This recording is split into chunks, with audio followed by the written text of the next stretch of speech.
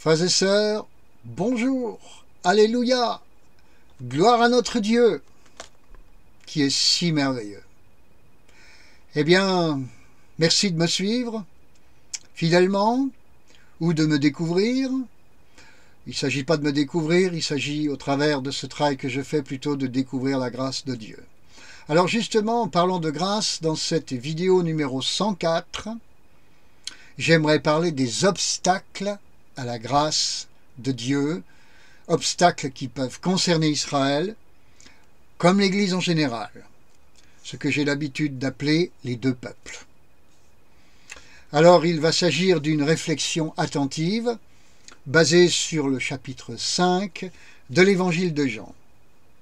Et j'aimerais, pour introduire, vous rappeler que dans la vidéo numéro 103, la précédente, je vous ai entre autres parlé de Laodicée, qui se signale dans la Bible comme une église de Jésus-Christ, mais dont celui-ci, Jésus-Christ, se tient à la porte, donc dehors, et frappe à la porte de celle-ci, car il voudrait y rentrer, à nouveau, comme on le voit en Apocalypse 3, verset 20.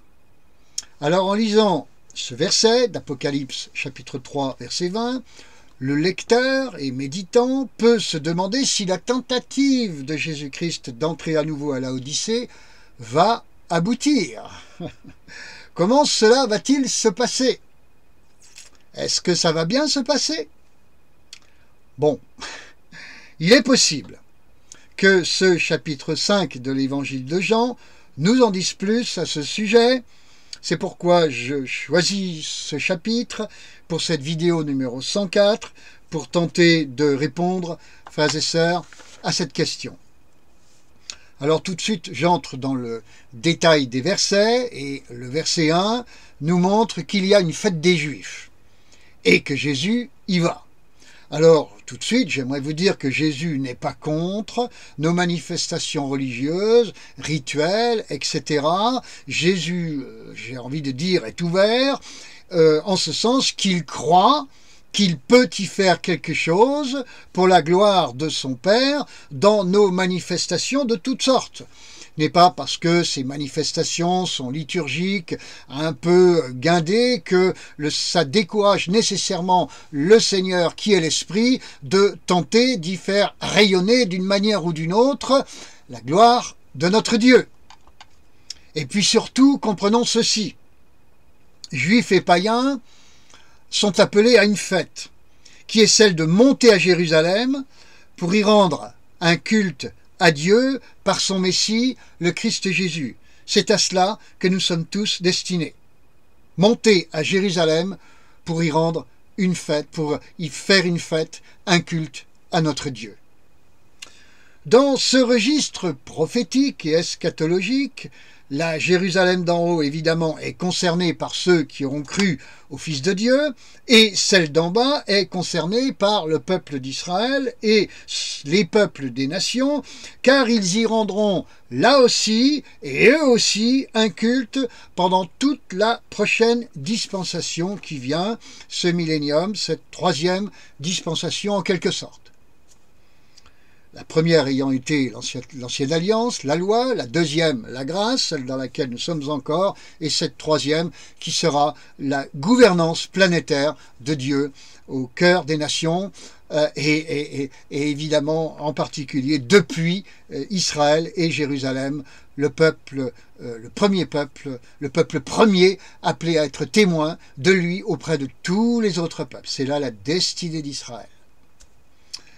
Alors, verset 2, pour se rendre à Jérusalem, Jésus n'y entre pas, comme vous pouvez le noter, par n'importe quelle porte. C'est celle des brebis. Là aussi, il accomplit un geste prophétique. Pour se rendre à Jérusalem et participer à la fête des Juifs, il n'y a également qu'une seule porte par laquelle nous pouvons entrer, c'est celle des brebis, c'est-à-dire la porte nommée Jésus-Christ. En s'y rendant à cette porte, Jésus signifie à tous ceux qui le veulent bien « Je suis la porte, moi ». C'est ce qu'il dit dans Jean chapitre 10, verset 9. Verset 2 toujours, mais la partie B. À la porte des brebis, il y a, frères et sœurs, une piscine. Eh oui, l'église normale du Seigneur doit être une piscine. Un lieu où l'on se lave, se purifie. Est-ce le cas? Verset 2, partie C. Cette piscine se nomme Bethesda, qui signifie maison de miséricorde.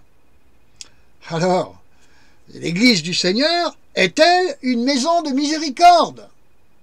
C'est-à-dire une maison de compassion, de pardon, d'amour. Verset 2, partie D. Cette piscine, elle a 5 portiques. Qu'est-ce que c'est que ça? Alors, je dirais, l'église du Seigneur prend-elle en compte les 5 ministères? Apôtres, prophètes, évangélistes, pasteurs, docteurs.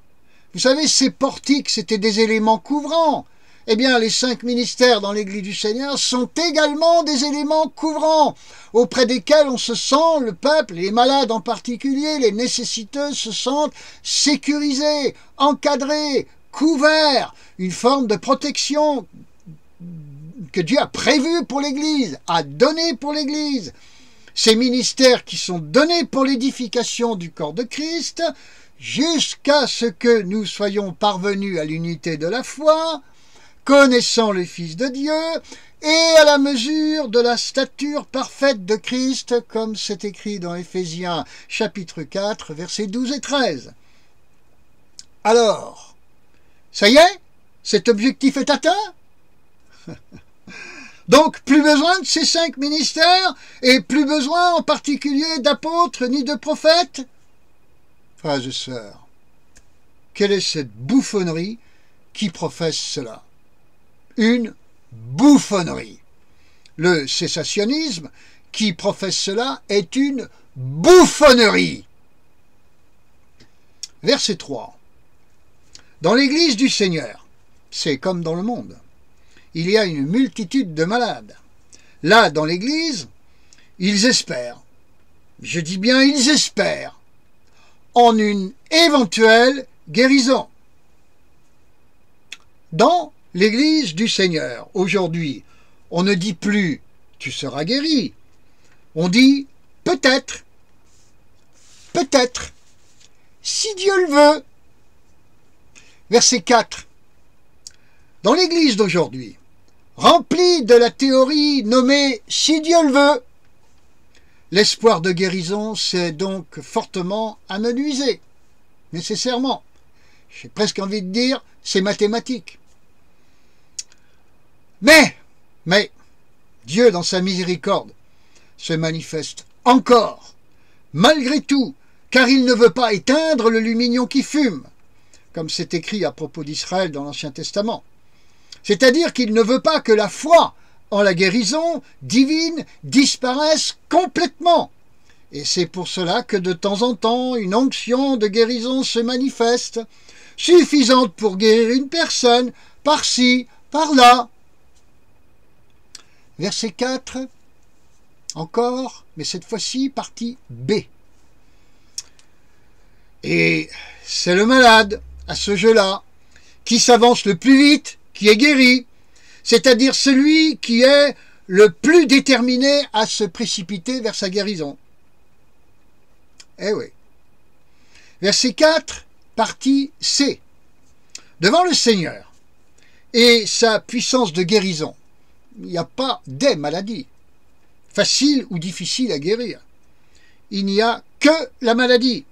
Rhume ou cancer, bien-aimé, le Seigneur ne distingue pas, il guérit. Verset 5.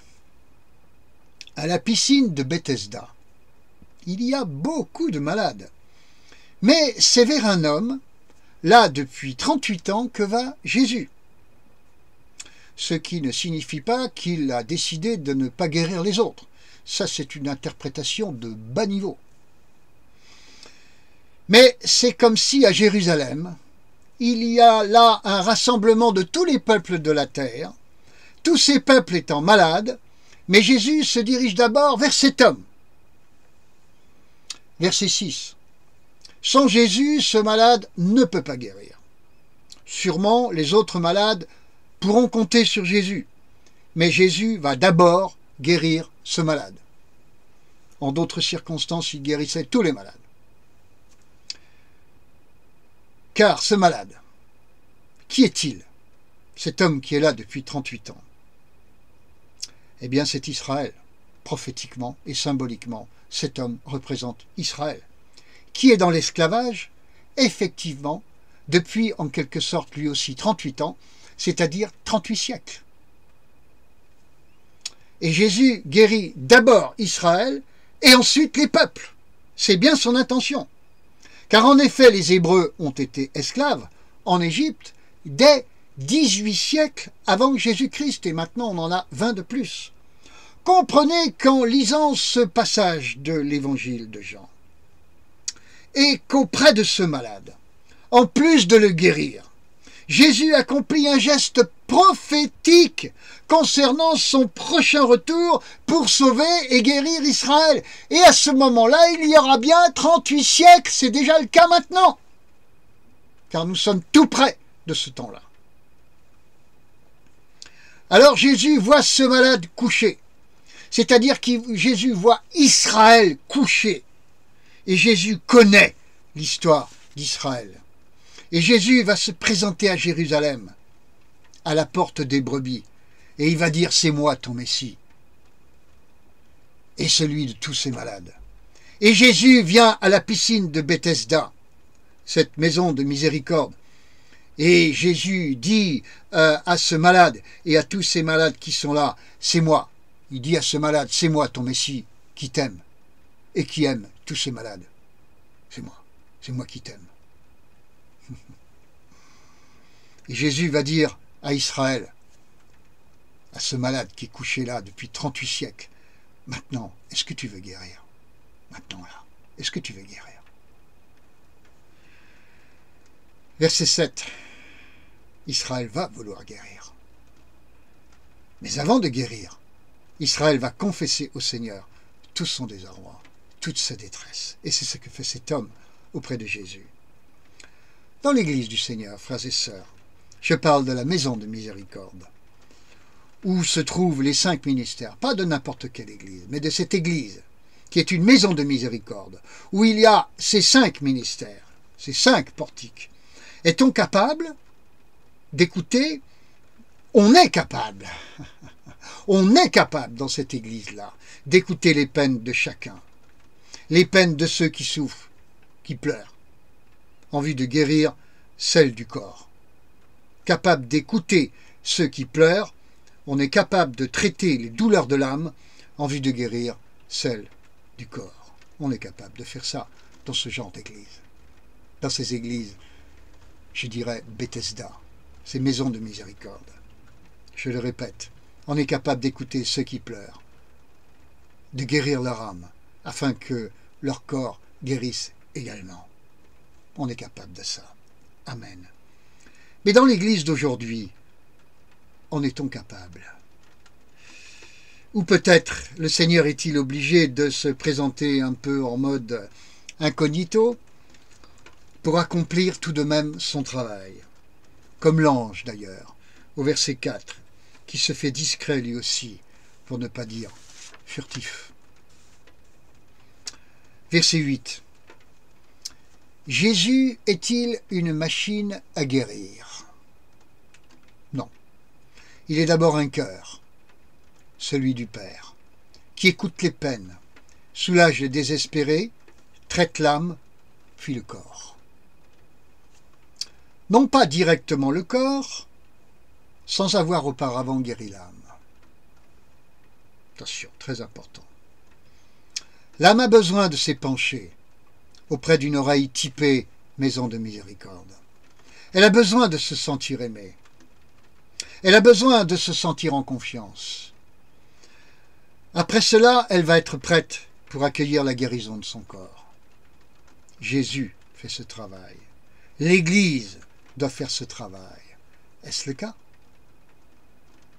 L'Église doit faire ce travail avec Israël aussi. Est-ce le cas? Jésus va venir pour Israël et faire ce travail auprès de ce malade qui est là depuis 38 siècles. Amen. Et laissez-moi de surcroît ajouter ceci, frères et sœurs. Dans l'Église, nous disons que c'est, j'en ai déjà parlé, nous disons que c'est quand Dieu le veut, si Dieu le veut. Mais dans Jean chapitre 5, verset 6, c'est plutôt du style ça y est, tu es prêt? C'est bon? C'est ok? Ça marche? Tu le désires? Tu es prêt à accueillir cette guérison? Je suis là pour toi. C'est bon? Alors, frères et sœurs, la guérison de l'âme et du corps, elle dépend de qui? Du bon vouloir de Dieu ou de celui du malade? Dieu attend qu'Israël soit prêt. Dieu attend que l'Église soit prête. Et Dieu attend que l'un comme l'autre cesse de croire en des inepties théologiques, minimalistes, décadentes pour l'onction du Seigneur, décadentes pour la présence du Seigneur,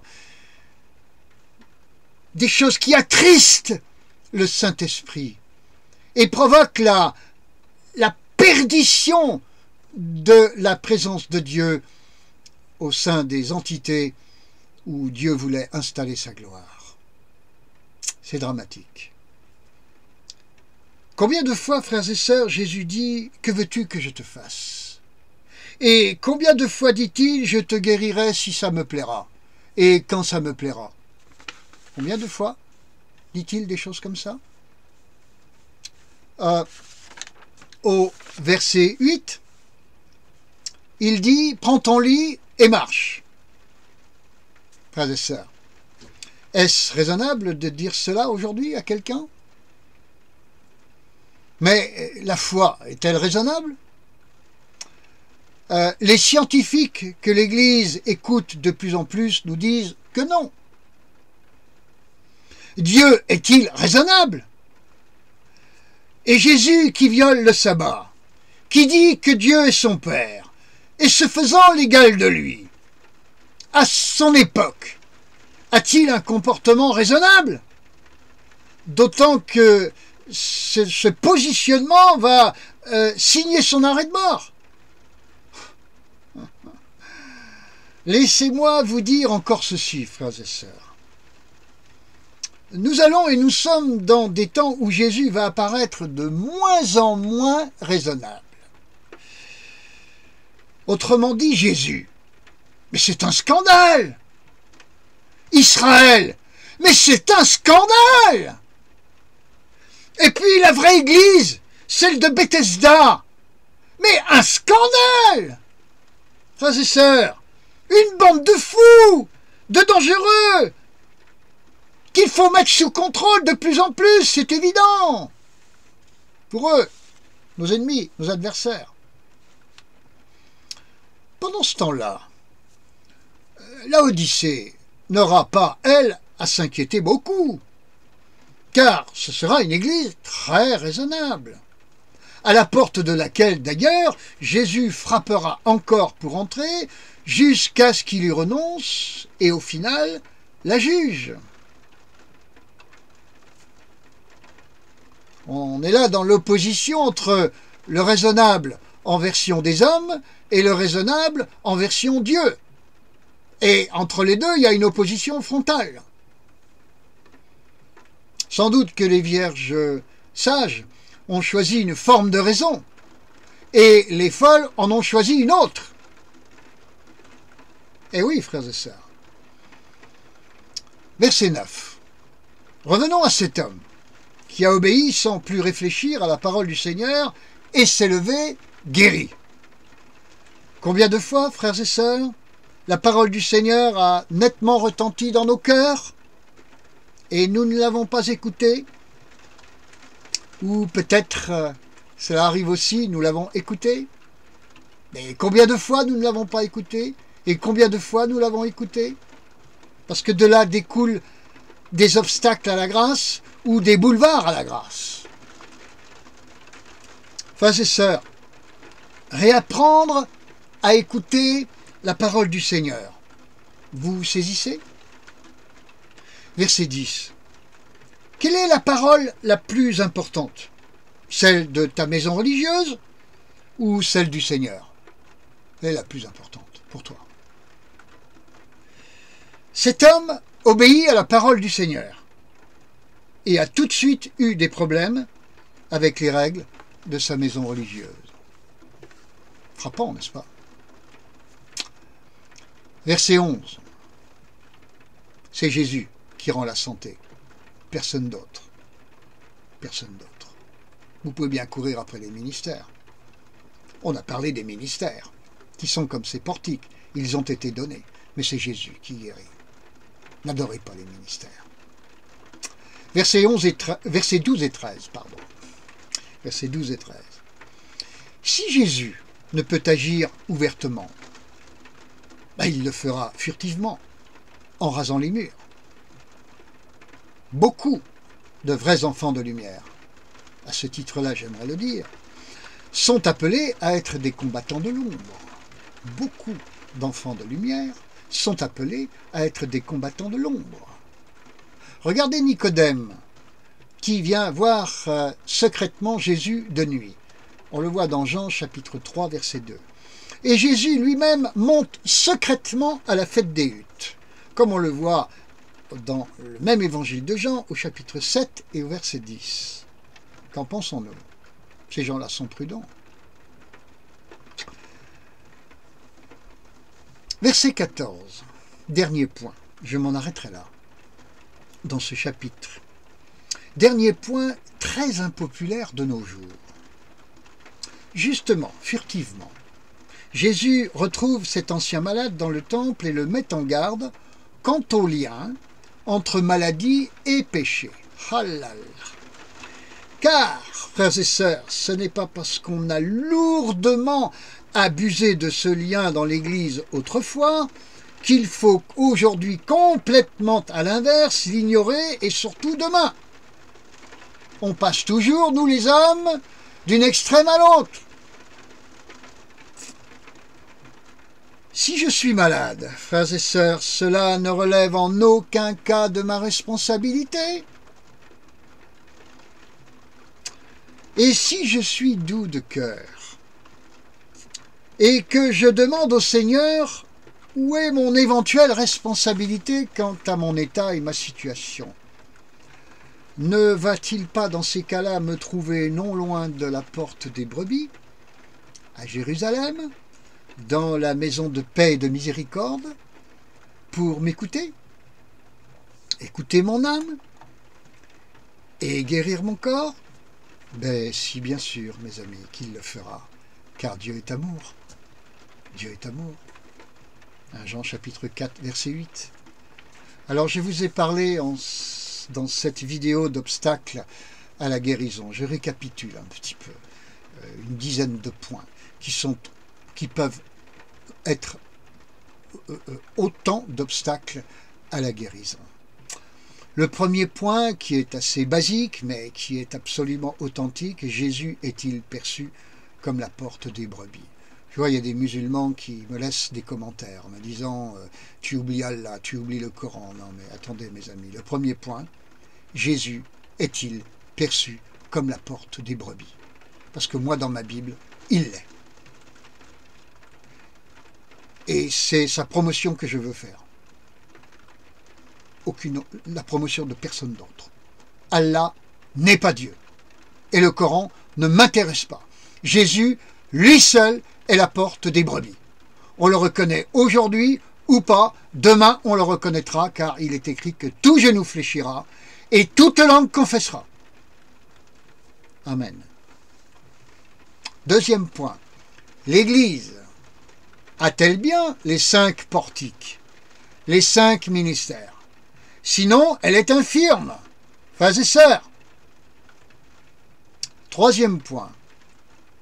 Y a-t-il, chez le malade, toute la détermination de la foi en Jésus-Christ pour aller vers la guérison.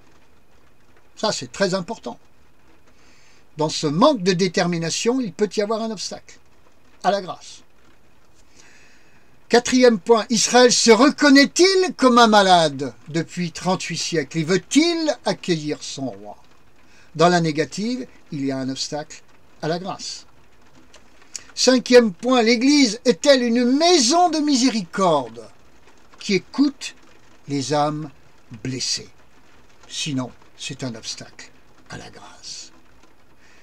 Point suivant, la doctrine dite raisonnable de la guérison divine est-elle l'option retenue dans l'Église? Si c'est le cas, il y a un obstacle à la grâce. Point suivant, suis-je prêt à porter l'opprobre de Christ, à être traité de dingue, de pas raisonnable, de fou? Si je n'y suis pas prêt, c'est un obstacle à la grâce. Point suivant encore, suis-je un enfant de Dieu ou un enfant d'Église? Attention, frères et sœurs. Avant-dernier point, ai-je appris le discernement et la prudence de Dieu? Car il y a être raisonnable selon les hommes et il y a être raisonnable selon Dieu. Ai-je bien fait la différence entre ces deux raisons? Si ce n'est pas le cas, il peut y avoir là aussi un obstacle à la grâce. Et puis, dernier point, suis-je dans le péché? Que ça me plaise ou pas, ça peut être un obstacle à la grâce. Donc je vous laisse méditer tous ces obstacles à la grâce. Quand la grâce n'est pas là, frères et sœurs, ce n'est pas parce que Dieu a décidé qu'elle ne soit pas là. La grâce est permanente. Le Seigneur a dit à Paul, ma grâce te suffit. Alors comment se fait-il que le joug ne soit pas doux et le fardeau facile pour moi? Parce que je prends des options qui sont autant d'obstacles à la grâce, frères et sœurs. Alors je veux me tenir devant le Seigneur et me laisser éclairer par lui, éclairé par la parole de Dieu, qui n'est éclairable que par la lumière du Saint-Esprit. Saint-Esprit, éclaire-moi quand je lis la parole de Dieu. Que je puisse la comprendre, non pas comme des confessions religieuses voudraient me l'enseigner, mais comme toi, Esprit de vérité, tu veux me l'enseigner. Toi qui seul es l'Esprit de vérité. Je t'accueille, Saint-Esprit. Viens bénir ma lecture, ma méditation de la parole de Dieu. Viens bénir ma pensée pour que dedans y réside celle de Christ. Viens toucher mon cœur pour que j'aime comme tu aimes. Viens touche aussi mon corps pour que je sois en santé comme tu l'étais, Seigneur Jésus. Viens et règne et triomphe dans ma vie. Du lundi matin au dimanche soir, du 1er janvier au 31 décembre. Règne, règne et règne, Saint-Esprit, dans ma vie, toi qui es le Seigneur, au nom de Jésus-Christ, par la volonté du Père. Amen, mes bien-aimés, et à très très bientôt pour la suivante. Alléluia, ça fera bientôt 4 ans que je fais des vidéos. À lui soit toute la gloire. Je vous embrasse de tout mon cœur. Soyez bénis au nom du Seigneur Jésus-Christ et sachez recevoir la bénédiction et ne pas y faire obstacle. Alléluia, c'est ça la vraie sagesse. Amen, à bientôt mes amis. Au revoir.